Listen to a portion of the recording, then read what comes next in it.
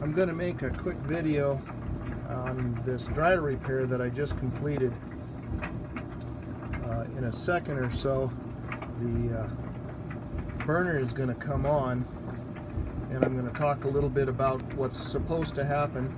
This is a Whirlpool Duet dryer, and the problem that we were having is that the burner would come on, but it wouldn't stay on, and then after maybe lighting once or twice, then it wouldn't continue to keep lighting again, and so the clothes were not getting hot, and it was just tumble drying them.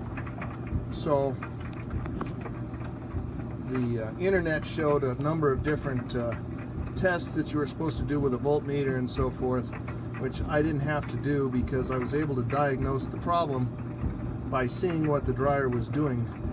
I took off the front panel, and if you look back in here, right there, that's the burner,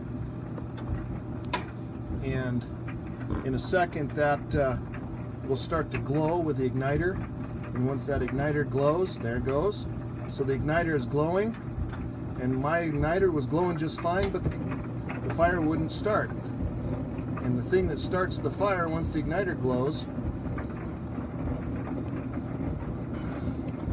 are those two little black solenoids right here. And I'm going to show you the ones I replaced. Those, you get them in a kit. They're 13 bucks for the pair of them. So I'm going to show you those. There's what the two of them look like.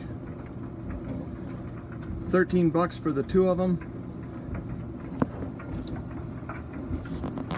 And you just replace those. A little hard to see. You pull those two screws, unplug them from their wires, put those two little solenoids back on the gas valve, screw them back down, and the problem's solved. There you saw the flame just went out, so it's going to continue to go on and off like that as it dries the clothes. And that's how I was able to fix my problem with the dryer not drying the clothes.